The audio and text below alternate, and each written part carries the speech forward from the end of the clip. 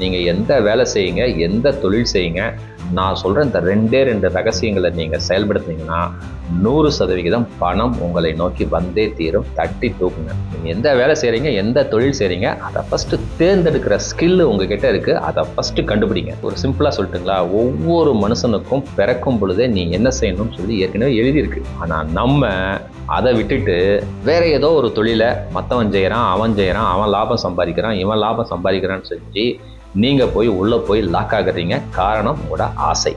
அதை மட்டும் ஐடென்டிஃபை பண்ணிவிட்டு நீங்கள் அந்த தொழிலை செஞ்சீங்கன்னா அந்த பிஸ்னஸில், அந்த தொழிலில் நீங்கள் தான் நம்பர் 1 இருப்பீங்க. பணம் உங்களை நோக்கி வந்தே தீரும். இவ்வளோதாங்க லாஜிக்.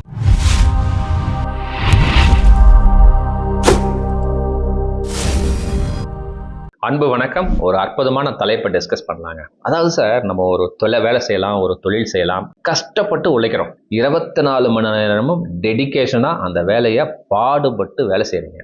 முழு முயற்சியோட ஈடுபாடோட தொழில் செய்கிறீங்க. லாபம் வருதா? அங்கே தான் சார் என்னால் லாபமே எடுக்க முடியல சார், என்னோட கடனையே கட்ட முடியல சார், ஒரு கடன் கட்டுறதுக்கு இன்னொரு கடன் வாங்குறேன், என்ன செய்யறதுன்னே தெரில.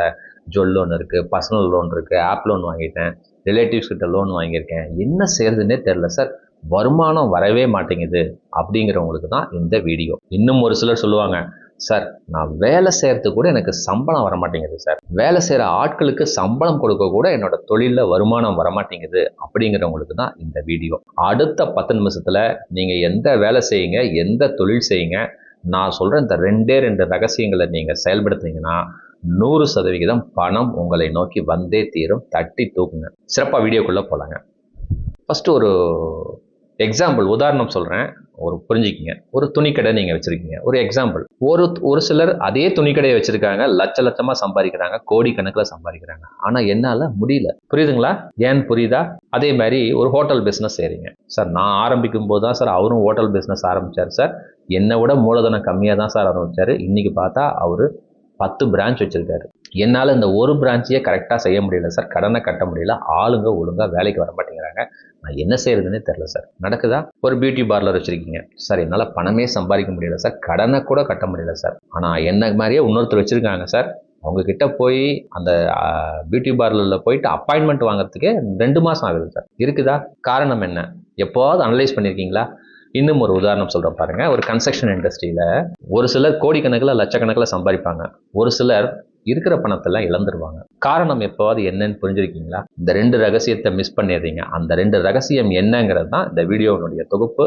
சிறப்பாக போலாங்க. ஃபர்ஸ்ட் ரகசியம், அதாவதுங்க, ஒரு தொழிலை தேர்ந்தெடுப்பது, செலெக்ஷன் ஆஃப் பிஸ்னஸ் ரொம்ப ரொம்ப முக்கியங்க. நீங்கள் எந்த வேலை செய்கிறீங்க, எந்த தொழில் செய்கிறீங்க, அதை ஃபஸ்ட்டு தேர்ந்தெடுக்கிற ஸ்கில்லு உங்ககிட்ட இருக்குது. அதை ஃபஸ்ட்டு கண்டுபிடிங்க. ஜஸ்ட் ஐடென்டிஃபை வெதர் என்ன பிஸ்னஸ் பண்ணுறீங்கிறத ஃபஸ்ட்டு செயல்படுத்துங்க. இதுதான் ஃபஸ்ட்டு மிஸ்டேக் நம்ம பண்ணுறது. ஸோ ஒரு தொழிலை தேர்ந்தெடுப்பது தான் ரொம்ப ரொம்ப முக்கியம். அதாவது ஒரு சிம்பிளாக சொல்லட்டுங்களா, ஒவ்வொரு மனுஷனுக்கும் பிறக்கும் பொழுதே நீ என்ன செய்யணும்னு சொல்லி ஏற்கனவே எழுதியிருக்கு. ஆனால் நம்ம அதை விட்டுட்டு வேற ஏதோ ஒரு தொழிலை மற்றவன் செய்கிறான், அவன் லாபம் சம்பாதிக்கிறான், இவன் லாபம் சம்பாதிக்கிறான்னு செஞ்சு நீங்கள் போய் உள்ளே போய் லாக் ஆகுறீங்க. காரணம் உங்களோட ஆசை. எத்தனை பேருக்கு புரியுதுங்க? ஒரு உதாரணம் சொல்கிறேங்க. அதாவதுங்க, இந்த இறைத்தன்மை, நமக்கு மேலே இருக்கிற சக்தி, உங்களுக்கு பிடிச்ச கடவுள் ஒவ்வொரு பிறப்புக்குமே நீ இதை தான் செய்யணும், இந்த வேலை செய்யணும், இந்த தொழிலை செய்யணும்னு எழுதி வச்சிருக்கு. ஆனால் அதை நம்ம ஐடென்டிஃபை பண்ண மிஸ் பண்ணிடுறோம். அதை மட்டும் ஐடென்டிஃபை பண்ணிவிட்டு நீங்கள் அந்த தொழிலை செஞ்சீங்கன்னா அந்த பிஸ்னஸில், அந்த தொழிலில் நீங்கள் தான் நம்பர் 1 இருப்பீங்க. பணம் உங்களை நோக்கி வந்தே தீரும். இவ்வளோதாங்க லாஜிக். ஒரு உதாரணம் சொன்னால் உங்களுக்கு புரியும். இப்போது ஏற்காடு போயிருப்பீங்க, ஊட்டி எல்லாம் போயிருப்பீங்க. ரோட்டு ஓரத்தில் பார்த்தீங்கன்னா ரோஸ் செடி வளரும். அந்த ரோஸ் செடி யாருமே வச்சுருக்க மாட்டாங்க. அந்த ரோஸ் செடியில் பார்த்தீங்கன்னா 100கணக்கான பூக்கள் அப்படியே தொங்கும், அப்படியே கொத்தாக இருக்கும். அதே சென்னையில் என் வீட்டில் ஒரு செடி நான் வைக்கிறேன், அதுக்கு தண்ணி ஊற்றுறேன், உரம் போடுறேன், முட்டை ஓடு போடுறேன், விதவிதமான ஃபெர்டிலைசர் போடுறேன், ஒரு பூ வரத்துக்கு செத்து சுண்ணாம்பாகுங்க. காரணம் என்ன? எப்போது யோசனை பண்ணியிருக்கீங்களா? அது இங்கே சென்னையில் இருக்கிற செடி இயல்புத்தன்மையில் இல்லை. எனக்கு ஒரு ஆசை, என் வீட்டில் ரோஸ் செடி வரணும், கொத்தாக பூ வரணும் அப்படின்னு சொல்லிட்டு இயல்புத்தன்மை இல்லாமல் நான் செயல்படுத்துறதுனால தான் அங்கே பூ வரல. எத்தனை பேருக்கு புரியுதுங்க? அதே ஏற்காட்டில் இருக்கிற செடிக்கு தண்ணி ஊற்றுறது இல்லை, உரம் போடுறது இல்லை, முட்டை ஓடு போடுறது இல்லை, தானாக வளருது. அதே போல் ஒவ்வொரு மனிதருக்கும் என்ன தொழில் செய்யணும் அப்படிங்கிறத இந்த பிரபஞ்சம், இந்த இயற்கை, உங்களை நேசிக்கிற கடவுள் அற்புதமாக கொடுத்துருக்கு. அது என்னங்கிறத ஐடென்டிஃபை பண்ணிங்கன்னா உங்கள் நீங்கள் செய்கிற தொழிலில், நீங்கள் செய்கிற வேலையில் பல ஆயிரங்கள், பல லட்சங்கள், பல கோடிகள் உங்களை நோக்கி வந்தே தீரும். அதை எப்படி சார் கண்டுபிடிக்கிறது? ஏன்னா அது கண்டுபிடிச்சிட்டா போதும் இல்லைங்க. சிம்பிளாக சொல்லட்டுங்களா? நீங்கள் எந்த வேலை வேணால் செய்யுங்க, எந்த தொழில் வேணால் செய்யுங்க. அந்த தொழில், அந்த வேலை செய்யும் பொழுது ரொம்ப சந்தோஷமாக, நிம்மதியாக, ஆனந்தமாக செயல்படுத்துங்க. அதே மாதிரி அந்த தொழில் செய்கிறதுனால ஒரு கோபமோ, ஒரு வருத்தமோ, ஒரு வேதனையோ, ஒரு துக்கமோ, ஒரு பயமோ, ஒரு படபடப்போ வந்தால் அந்த தொழில், அந்த வேலை உங்களுக்கு உகந்தது இல்லை. கான்செப்ட் புரிஞ்சுக்கிட்டீங்களா? பொருத்தி பாருங்க. உங்கள் தொழிலுக்கு இது ஒர்க் அவுட் பண்ணி பாருங்க. அந்த வேலை செய்யும் பொழுது, அந்த தொழில் செய்யும் பொழுது உங்கள் மனசில் ஒரு கோபம், ஒரு வருத்தம், ஒரு பய உணர்வு இருக்கவே கூடாது. அந்த மாதிரி இருக்கிற தொழிலை நீங்கள் தேர்ந்தெடுத்தீங்கன்னா 100% நம்ம தோத்துதான் போவோம். இவ்வளோதாங்க சயின்ஸ். அந்த தொழிலை எப்படி தேர்ந்தெடுக்கணும் அப்படிங்கிறது கன்க்ளூஷன் பார்ட்டில் அஃபர்மேஷனும் நான் சொல்லியிருக்கேன். சிறப்பாக செயல்படுத்துங்க. So first point, selection of business. சரியான தொழிலை, உங்கள் மனசுக்கு எதுன்னு சரின்னு படுதோ அந்த தொழில் செய்யும் பொழுது கொஞ்சம் கூட கோபமோ, வருத்தமோ, வேதனையோ இல்லாமல் சந்தோஷமாக, மன மகிழ்ச்சியோட, ஆனந்தமாக செய்யக்கூடிய வேலையை, தொழிலை ஃபஸ்ட்டு தேர்ந்தெடுங்க. இதுக்கு ஃபஸ்ட்டு டைம் கொடுங்க. ஒன்ஸ் நீங்கள் தேர்ந்தெடுத்து பண்ணி பாருங்கள், பணம் உங்களை நோக்கி வந்தே தீரும். ரெண்டாவது ரகசியம் சொல்லட்டுங்களா? இப்போது ஒரு டார்கெட் வைக்கணும், ஒரு இலக்கு வேணும். ஒரு தொழில் செய்கிறீங்கன்னா ஒரு இலக்கு வைக்கணும். 100% கரெக்டு. ஆனால் அந்த இலக்கை தவறாக வச்சிடுறீங்க. இலக்குன்னு என்னங்க? ஒரு டார்கெட், ஒரு கோல். ஒரு தொழில் செய்கிறீங்கன்னா ஒரு இலக்கு வைக்கணும். எல்லாருமே என்ன தெரியுங்களா பண்ணுறீங்க? தப்பாக இலக்கை கொண்டு போய் வச்சிடுறீங்க. அதாவது ஒரு பிஸ்னஸ் செய்யும் போது அனலைஸ் பண்ணுவீங்க. ஒரு டேட்டா எடுப்பீங்க.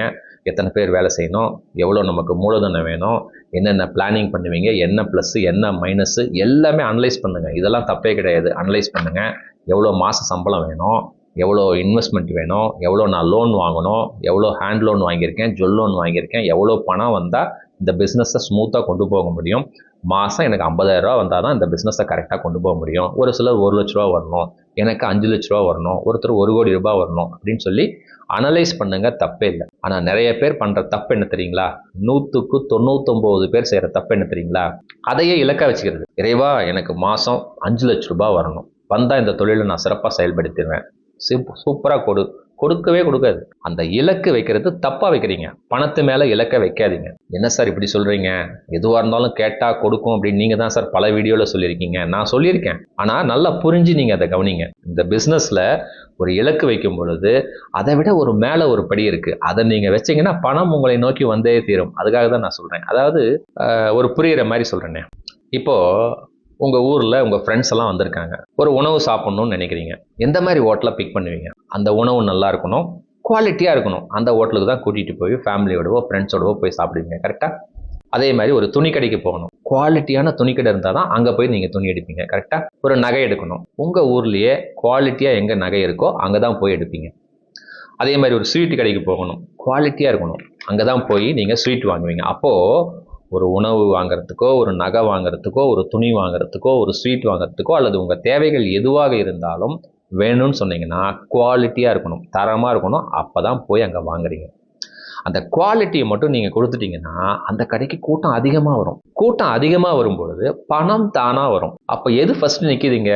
குவாலிட்டி, தரம். நீங்கள் எந்த வேலை செஞ்சாலும், எந்த பிஸ்னஸ் செஞ்சாலும், எந்த தொழில் செஞ்சாலும் குவாலிட்டியை நீங்கள் 100% கொடுக்கும் தன்மையில் நீங்கள் கொடுத்தீங்கன்னா கூட்டம் லட்சக்கணக்கில் உள்ள வருவாங்க. பணம் செகண்டரியாக உங்களுக்கு வந்துக்கிட்டே இருக்கும். இவ்வளோதாங்க கான்செப்ட். இந்த கான்செப்ட் தான் நமக்கு தெரியல.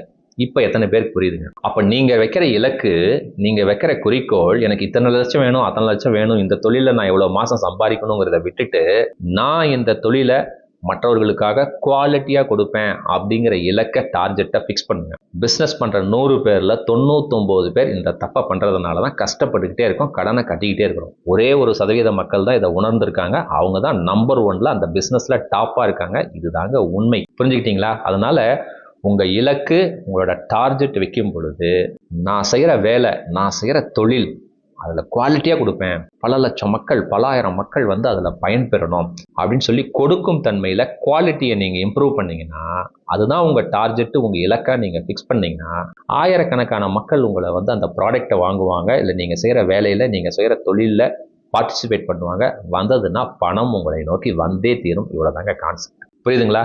இந்த 2 ரகசியங்கள் தப்பானதுனால தான் உங்களால் இன்னைக்கு வரைக்கும் கடனை கட்ட முடியல, கடன் மேல் கடன் வாங்கிட்டே இருக்கிறீங்க, தொழிலில் உங்களால் சக்ஸஸே பண்ண முடியல. இந்த வீடியோ பார்த்த நொடியிலிருந்து இந்த 2 யுத்திகளை ஃபாலோ பண்ணி பாருங்கள். 100% நீங்கள் சக்ஸஸ் ஆகலாம்.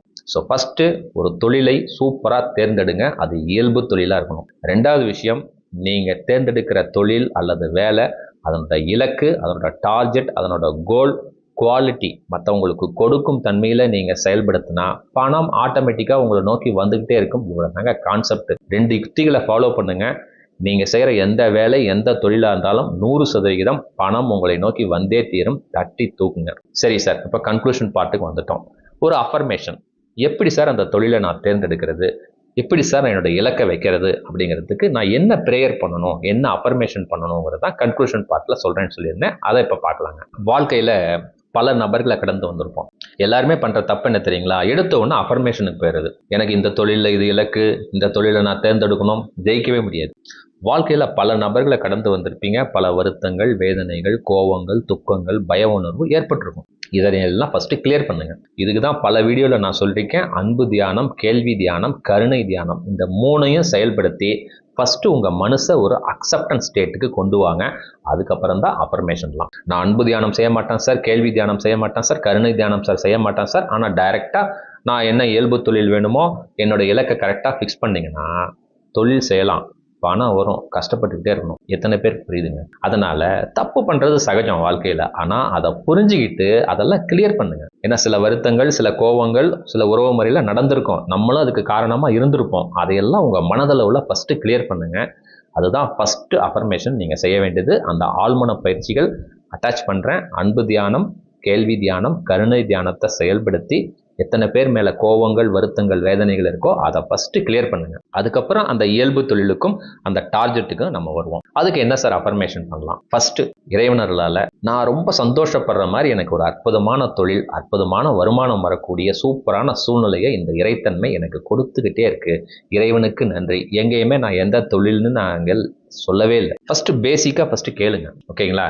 நான் சந்தோஷப்படுற மாதிரி எனக்கு ஒரு அற்புதமான தொழில், நல்ல வருமானம் வரக்கூடிய சூழ்நிலையை இந்த இறைத்தன்மை எனக்கு சிறப்பாக கொடுத்துக்கிட்டே இருக்கு. நான் சந்தோஷமாக இருக்கேன், அற்புதமாக செயல்படுத்துகிறேன் அப்படிங்கிறத ஃபஸ்ட்டு அஃபர்மேஷனாக வைங்க.